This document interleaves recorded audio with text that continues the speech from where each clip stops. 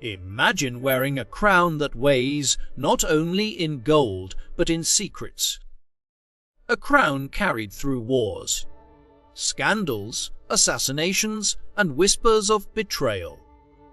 Behind the polished smiles, the waving hands, and the public pageantry lies a hidden world the monarchy never wanted you to see. For more than 70 years, she ruled, a record no monarch in Britain's history has ever reached. But what allowed Elizabeth Troy to hold the throne through storms that could have destroyed kingdoms of the past? Was it strength or was it silence? This is not just the story of Britain's longest reigning monarch. This is the story of the secrets she carried, the sacrifices she endured, and the shadows that followed her every step. Elizabeth E. True Secrets of the Longest Reign. She was never meant to be queen. A quiet princess in the shadow of her father, Elizabeth Alexandra Mary Windsor lived a life that seemed destined for obscurity. But history has a way of rewriting destinies.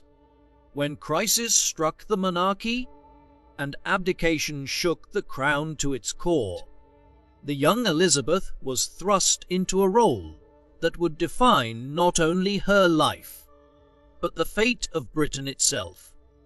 Tin from a nation scarred by war to an empire, on the edge of collapse, Elizabeth rose in an age where the monarchy could easily have fallen.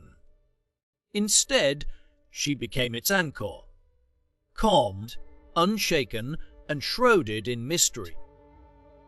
But what was the true cost of wearing the crown for more than 7 decades? To understand the reign of Elizabeth II is to uncover the secrets of power, loyalty, sacrifice, and survival. Before we uncover the untold secrets of Britain's longest reigning monarch, please take a moment to join us here on History Vault. Subscribe now, so you'll never miss the hidden stories, the forgotten truths, and the mysteries of history that shape our world.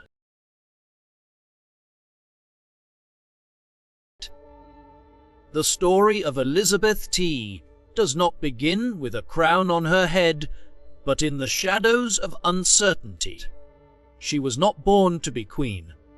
When Elizabeth Alexandra Mary Windsor entered the world on April 21, 1926, the monarchy seemed secure under her grandfather, King George V.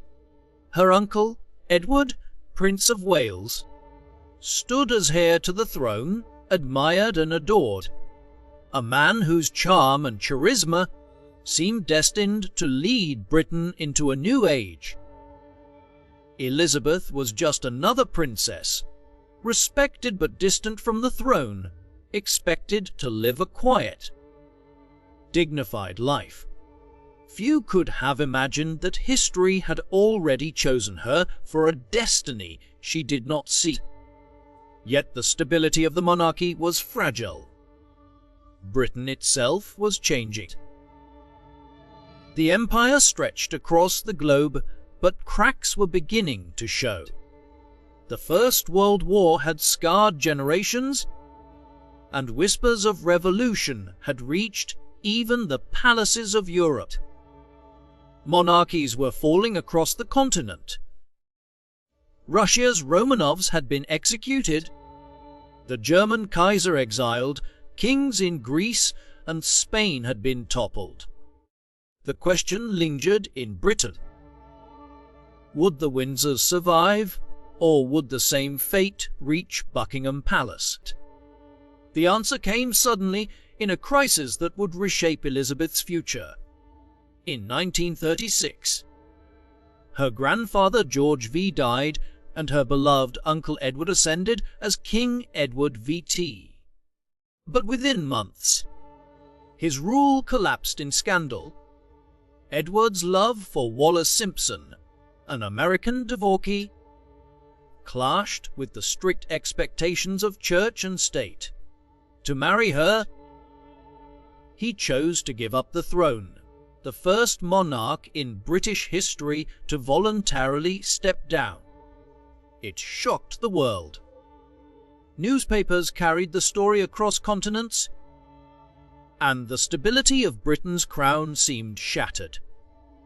In that single moment, Elizabeth's father, a shy and reluctant man named Albert, Duke of York, was forced into a role he never wanted.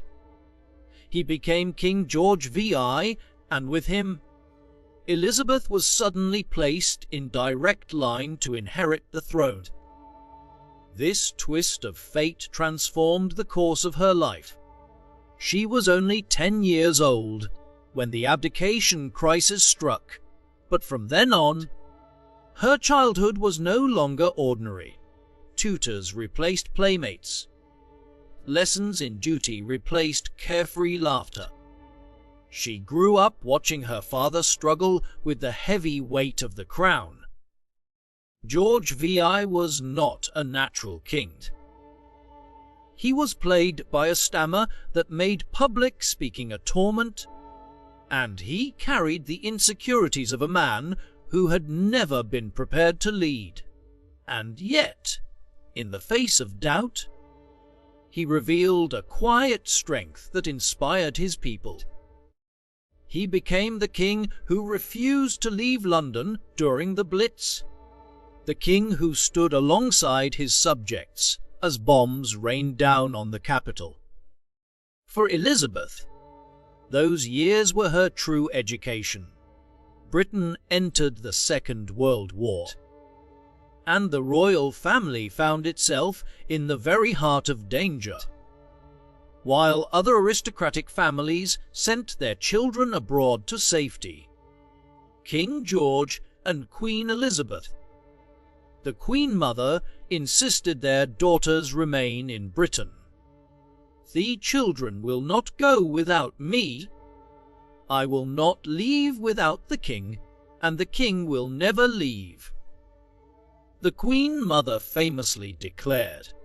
And so young Elizabeth stayed, enduring rationing, air raid sirens, and the fears that defined an entire generation. As the bombs fell, the princess matured before the eyes of her nation.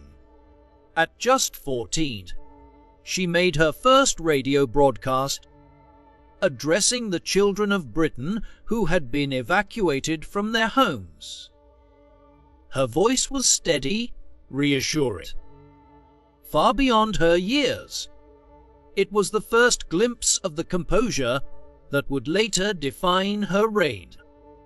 But Elizabeth wanted to do more than speak.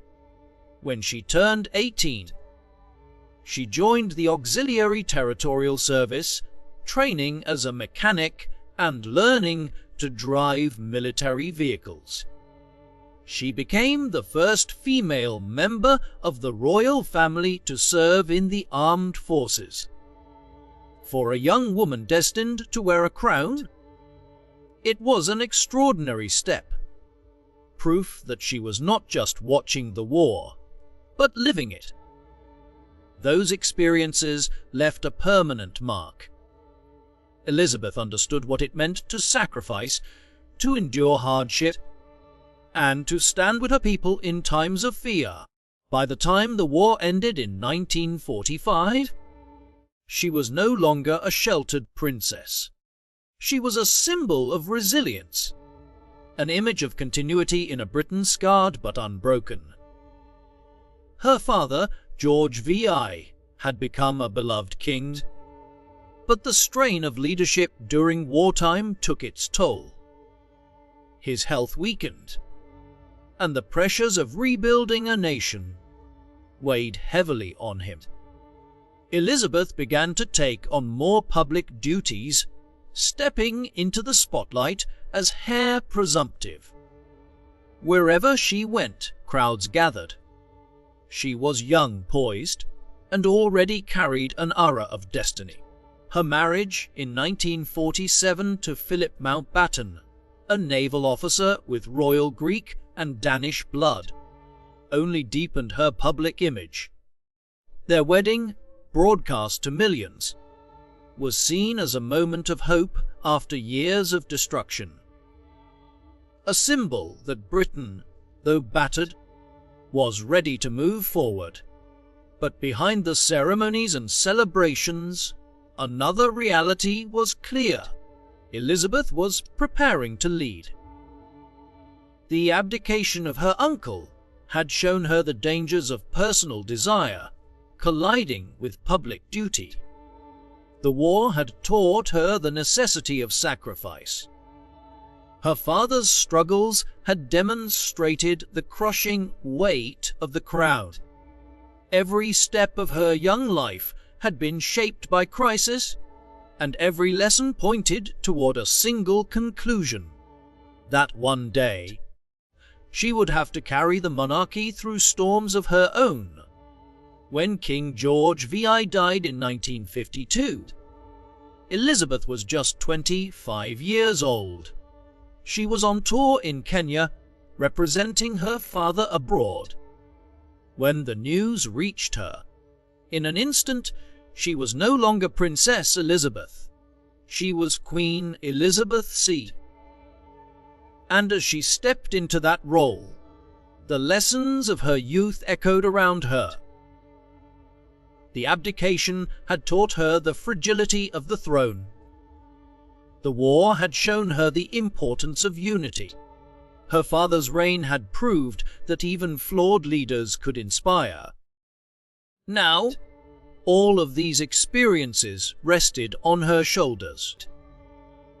Her reign would begin in the shadow of crisis, but it was precisely those shadows that had prepared her.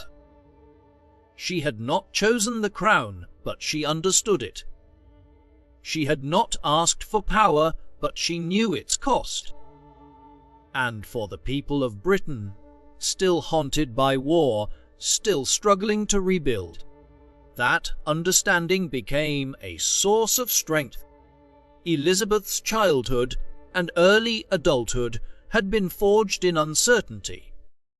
But in that uncertainty, she had learned the greatest lesson of all: that survival, not perfection, was the true secret of monarchy.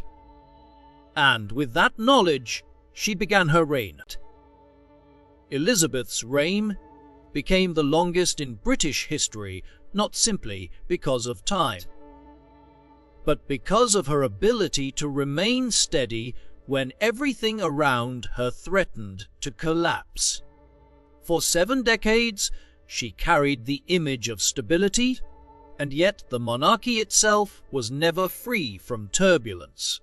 In many ways, the crown was both a shield and a prison. While it gave her power, it also trapped her in a world where silence was often her only defense. Every royal family has personal struggles, but when your family represents a nation, every mistake becomes a public crisis. From the beginning of her reign, Elizabeth faced the challenge of balancing tradition with the demands of a rapidly changing society. Britain of the 1950s was not the Britain of the 1930s, and certainly not the Britain of the Victorian age. Television had entered every home, newspapers printed scandals in bold headlines, and the public wanted to see behind the curtain of palace walls. Yet Elizabeth chose not to step into the noise. She mastered the art of restraint. Her words were carefully measured, her opinions hidden, her personal life guarded like a secret vault. But silence comes with a price. Her younger sister, Princess Margaret, was the first to draw the crown into conflict with a modern world that no longer accepted the rigid rules of royal duty. Margaret fell deeply in love with Peter Townsend, a war hero and a divorced man. To many in Britain, Their relationship seemed harmless, even romantic. But to the monarchy, it was dangerous. The Church of England, tied closely to the crown, opposed remarriage after divorce if a former spouse was still alive. For Elizabeth, who had only recently begun her reign, the situation placed her in an impossible position. As queen, she was head of the church. As a sister, she wanted her siblings' happiness. Her solution was silence. And in that silence, Margaret was forced to choose duty over love. She ended the relationship, and the pain lingered for years. This was the first of many personal storms. The monarchy projected an image of unity, yet behind palace doors there struggled with fractures that mirrored those of ordinary households. Marriages were tested, relationships strained, and scandals surfaced. What separated the royals from others was not the problems they faced, but the stage on which they unfolded. Every disagreement, every divorce, every whispered rumor became a matter of national debate.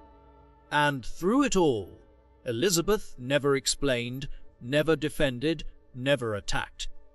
She maintained a calm, unreadable mask, leaving the world to interpret her silence in whatever way it wished. As the decades passed, one figure emerged who would both strengthen and challenge the crown more than any other: Diana Spencer, the Princess of Wales. When Diana married Prince Charles in 1981, the world watched in awe. It was called a fairy tale wedding, a story of a shy nursery teacher becoming a future queen.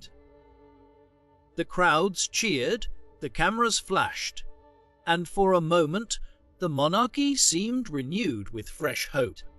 But beneath the surface, the reality was far less perfect. The marriage was troubled from the start. Diana, adored by the public for her openness and compassion, quickly outshone her husband and even threatened to eclipse the Queen in popularity. For Elizabeth, Diana's rise was both a gift and a challenge. On one hand, Diana brought the royal family closer to the people than ever before. Her warmth, her ability to connect with ordinary citizens, her work with charities and those society often ignored, all of it gave the monarchy a human face. But on the other hand, Diana's struggles, her unhappiness, and the collapse of her marriage to Charles became the greatest public scandal of Elizabeth's reign. The crown, once untouchable, was suddenly the subject of constant criticism. The press pursued Diana relentlessly, and the family's private pain became global entertainment. Then came the night of August 31, 1997. Diana was killed in a car crash in Paris. The news stunned the world. Grief swept across nations, and in Britain, millions mourned as if they had lost a member of their own family. Yet in those first days after the tragedy, the monarchy seemed distant. Elizabeth remained at Balmoral Castle in Scotland, shielding her grandsons, William and Harry, from the public gaze. But the public wanted something else. They wanted their queen to speak, to show emotion, to grieve openly with them. The silence that had served her so well in the past now became a weapon turned against her. Newspapers accused her of being cold, disconnected, even unworthy of the throne. It was a dangerous moment. Some whispered that the monarchy itself might not survive. Yet Elizabeth, true to her nature, waited until the right moment to act. When she finally addressed the nation, standing before the cameras with a calm voice, and bowed her head as Diana's coffin passed, the tide turned. It was a rare glimpse of vulnerability, a subtle acknowledgement of shared loss. And it worked. The public softened. The monarchy endured. This episode revealed both the strength and the weakness of Elizabeth's silence. She had built her reign on the idea that the crown should never be dragged into the noise of everyday politics or scandal. By refusing to explain, she preserved its mystery. By showing little of herself, she became more than a woman. She became a symbol. But symbols can also appear cold, distant, and unfeeling. And in those moments, the crown teetered on the edge of losing its people. Even beyond Diana, the decades brought more challenges. The divorces of her children, financial scandals, accusations of privilege, and the constant question of relevance in a modern democratic world. All pressed against the palace walls. And yet, Elizabeth's strategy never changed. She never gave interviews. She never revealed her private thoughts. She relied on continuity, tradition, and the unspoken authority of silence. It is this paradox that makes her reign unlike any other. In a world drowning in voices, opinions, and constant media exposure, Elizabeth chose the opposite path. She let silence become her shield. She allowed the mystery of monarchy to survive, even as institutions around her crumbled. For 70 years, she endured every storm without ever raising her voice above a whisper. But silence, while powerful, is also lonely. Behind the image of stability was a woman who carried the weight of her family's mistakes, the scrutiny of the press, and the judgment of history. How much of herself did she sacrifice to keep the illusion intact? That is a question history may never fully answer. What is certain, however, is that her silence shaped not only her reign, but the very survival of the British monarchy. And as the years passed, one truth became clear: power is not always found in words. Sometimes, power lies in what remains unsaid. By the time Elizabeth Key entered the later decades of her reign, she was no longer simply a monarch. She was a living monument to history. 70 years on the throne meant that entire generations had never known another ruler. Children grew into parents, parents grew into grandparents, and still the same face appeared on coins, stamps, and television screens. In the span of her reign, Britain changed almost beyond recognition. The empire of her youth dissolved into a commonwealth of nations. Colonies became independent countries. Wars ended, new conflicts began, and world leaders came and went. And through it all, Elizabeth remained. She became, in the eyes of millions, a steady anchor in a world that refused to stand still. But endurance comes at a cost. A reign of that length is not just a celebration of time. It is a test of human limits. Elizabeth's public image was one of tireless commitment, of a woman who never faltered. Yet beneath the crown was a person who bore sacrifices few could ever understand. For her, there was no retirement, no stepping away, no pause. The throne was a life sentence, and she accepted it without complaint. But the weight of that endless reign was heavy. In her early years, Elizabeth was compared to a mother guiding her people through uncertainty. By the middle decades, she became more like a grandmother, wise, respected, yet distant. This transformation reflected not only her age, but also her role. The Queen was everywhere, yet she was never truly known. She spent thousands of hours at ceremonies, speeches, state dinners, and international visits, shaking hands with millions of people, but always with the same careful composure.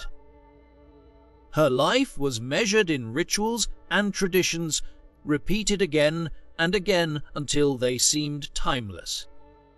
For many, she represented comfort. But for Elizabeth herself, the repetition must have felt like a chain.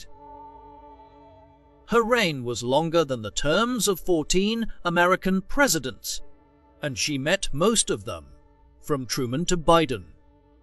She met Churchill as a young queen, and decades later, welcomed modern leaders who had been children when she first ascended the throne. That extraordinary span of time made her a bridge between past and present. For older generations, she carried memories of World War II and the fading empire. For the young, she became almost mythical. A figure from another age who somehow still walked among them. This dual role gave her a rare kind of authority, but also a profound sense of isolation. Who else could understand what it meant to rule for so long? To watch the world transform, while she remained the constant figure at its center. Even within her own family, the cost of her endless reign was visible. As her children grew, their lives often reflected the struggle between tradition and modernity. Charles, her eldest son, waited longer than any heir in British history to take the throne. His frustrations, his marriages, and his public image became entangled with the perception of a monarchy that seemed unable to change. Her other children faced divorces, scandals, and failures that were splashed across headlines. Elizabeth bore them all silently. Each crisis threatened her institution, yet she remained steady, refusing to let emotion or weakness appear in public. That restraint preserved the monarchy, but it also created distance. For her subjects, she was admired. For her family, she may have seemed unreachable. The loss of her husband, Prince Philip, in 2021, revealed the weight of her solitude more clearly than ever. Married for more than 70 years, Philip had been her partner long before the crown, her confidant and her protector in private moments. His death during the global pandemic was marked by images that stunned the world. Elizabeth sitting alone in black, masked, in St. George's Chapel at Windsor Castle. For the first time, people saw not just a monarch, but a widow. And in that moment of vulnerability, the weight of her endless reign was visible on her shoulders. Yet even then, she did not falter. At 95 years old, she continued her duties, greeting leaders, attending events, and maintaining the rhythm of a monarch who had outlasted almost everyone around her. To the world, she seemed indestructible, but time spares no one. In her final year, health concerns forced her to step back from public life, handing more responsibilities to her son Charles. Still, she remained the figurehead, the enduring symbol of the crown until her last breath. Elizabeth's reign was not only about endurance, but also about transformation. When she became Queen in 1952, Britain still saw itself as a global empire. By the end of her reign, it was a nation redefining its identity in the modern world. She oversaw decolonization, the rise and fall of the Commonwealth's influence, and Britain's entry into and exit from the European Union. She did not make political decisions, but her presence was a constant reminder of continuity. Leaders changed, policies shifted, but the Queen remained. That constancy became her greatest power. For an international audience, Elizabeth I was not just Britain's Queen. She was a global icon. She shook hands with Nelson Mandela, dined with JFK and Jackie Kennedy, walked with Obama, and entertained countless kings, presidents, and prime ministers.